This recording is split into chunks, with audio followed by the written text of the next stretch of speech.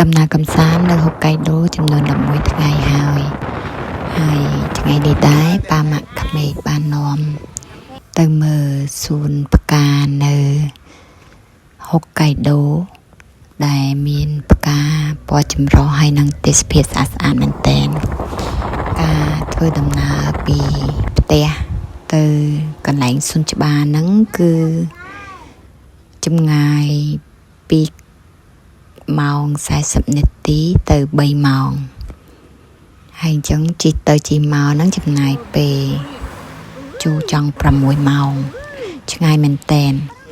ប៉ុន្តែនៅតាមដងផ្លូវឃើញទេសភាពស្អាតនិងមានកន្លែងឲ្យមើលនិងថតរូបជាច្រើនដល់ពេលអញ្ចឹងទៅអត់សូវធុញប៉ាណិតជាងគេគឺប៉ាក្មេកគាត់អាយុច្រើនហើយគាត់នៅមានកម្លាំងបើកឡានជូនកូនហើយនឹងចៅទៅមើលហើយតែចង់ឲ្យកូនហើយនឹងចៅឃើញផ្កានិងទេសភាពស្អាតនៅហុកកៃដូហើយពេលទៅដល់ភ្លាមហ្នឹងកូនពៅគឺខ្វាកនឹងផ្កានឹងលវាស់ញ៉ាំចាំអត់ឈ្នះទេហើយចំណាយពេលទៅលើកនេះ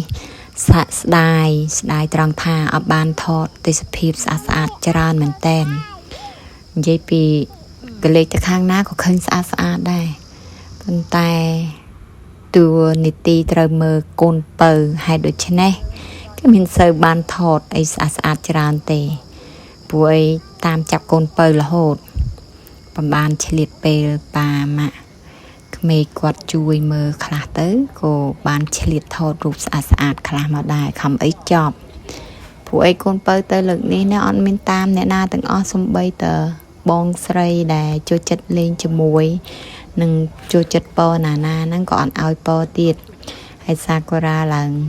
គ្នានៅអត់បានពណ៌អត់បានមើលទៅរៀងអន់ចិត្តបន្តិចទៅប៉ុន្តែមិនអីទេដោយសារតែលើកដំបូងអញ្ចឹងណានៅទូចពេក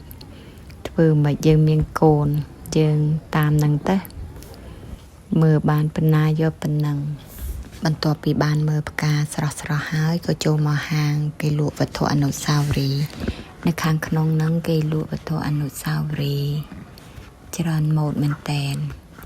ហើយគាត់ទៅចូលមកដល់ក្នុងហ្នឹងឡើងលំពីព្រោះគេតែងមកវាស្អាតបូកទាំងក្លិនក្អូបនិងខ្យល់បរិយាកាសល្អទៅអើយម៉ាក់លងម្ដងទៀតភ្លេចកូនពៅ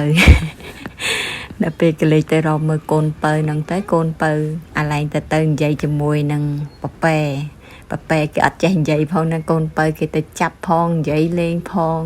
ជាលើមក